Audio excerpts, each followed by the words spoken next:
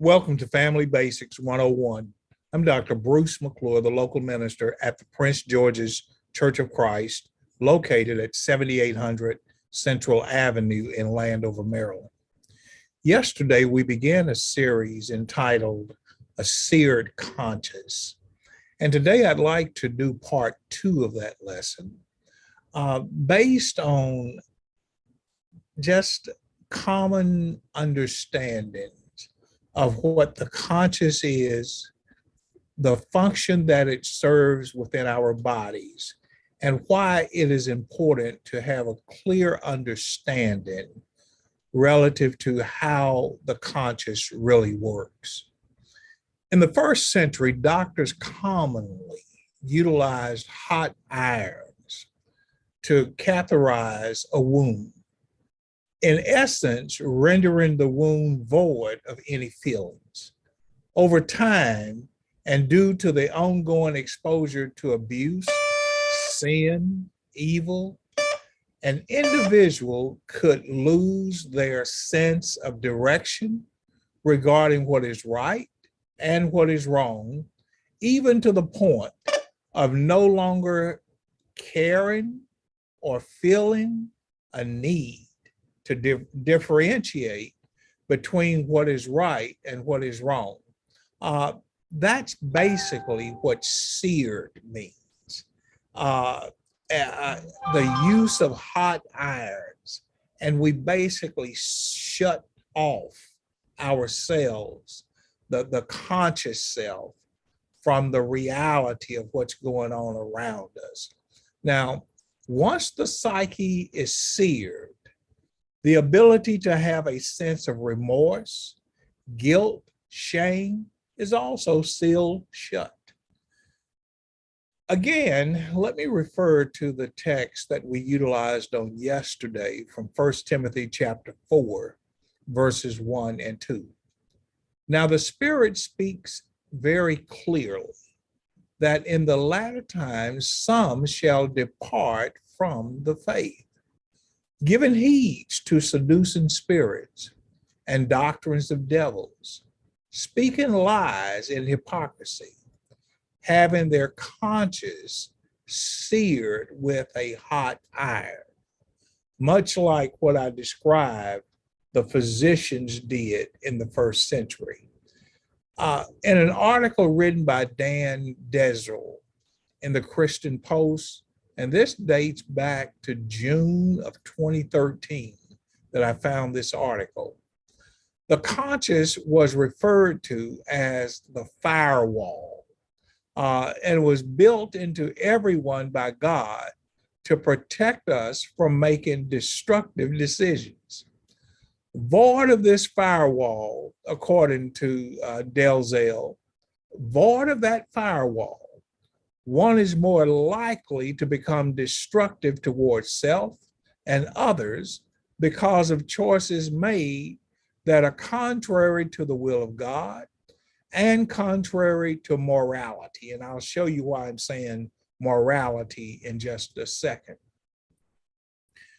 The conscience, according to Dezel, serves as one's prosecuting attorney by accusing and seeking a conviction when violations of right are committed. Remember the prodigal son? See, his conscience accused him. His conscience was pricked, and he was able to say, what in the world am I doing to myself? That's what the conscience does. It prosecutes us. And it seeks to convict us when we're violating what God has said and what the norms are in whatever the society might be. Now, the conscious can shift from being a prosecutor to becoming our defense attorney. Now, according to this same article from 2013, Dezel says this becomes a very deadly and a lethal progression when the conscience shifts from accusing us to defending us. This is when a person's conscience ceases to accuse and begins to defend one's evil behavior. It begins to egg us on. It begins to say, well, what you're doing is not so bad. What you're doing, I mean, everybody's doing that. Look at Romans chapter 2 and verse number 13. For not the hearers of the law are justified before God, but the doers of the law shall be justified. For when the Gentiles which have not the law do by nature the things contained in the law, these having not the law are law unto themselves, which show the works of the law written in their hearts. Their conscience also bared witness, and their thoughts, the meanwhile accusing or else excusing one another.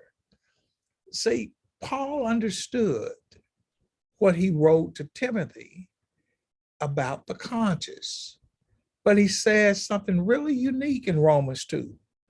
The Gentiles, which had not the law, understood there were just some moral and immoral things that people just don't do. And the Gentiles understood we don't need a written law to tell us everything that is wrong. Isn't that amazing? There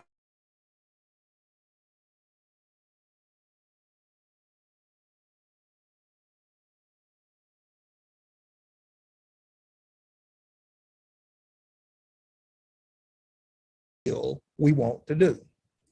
A seared conscience has a leader.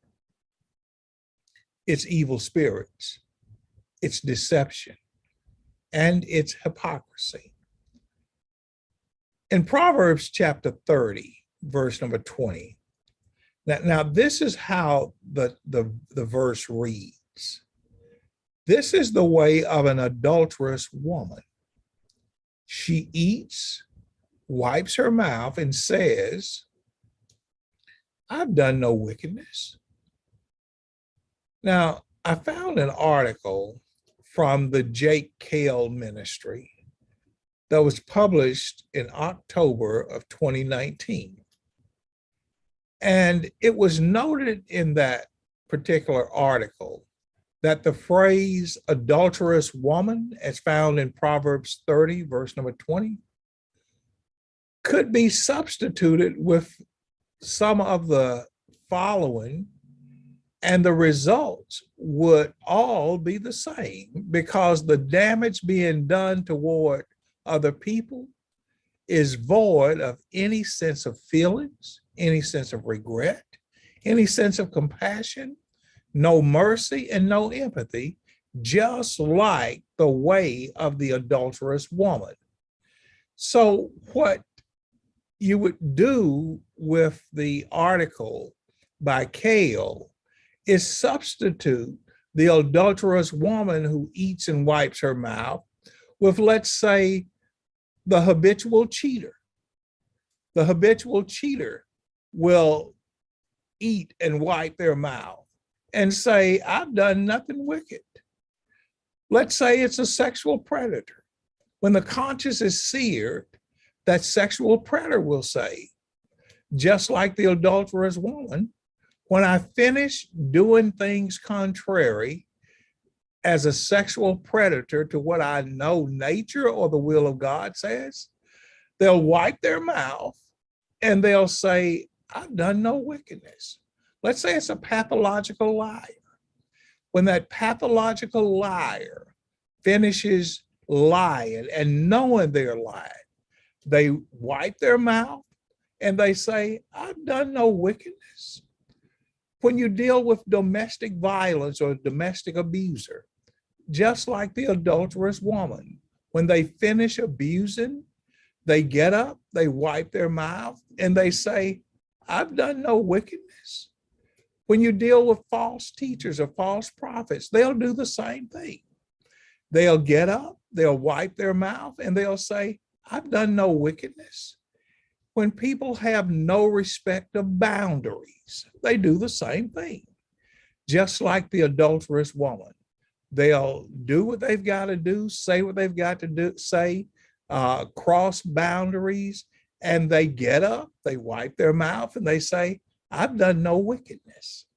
See, a seared conscience has a leader, and it's evil spirits, it's deception, and it is hypocrisy.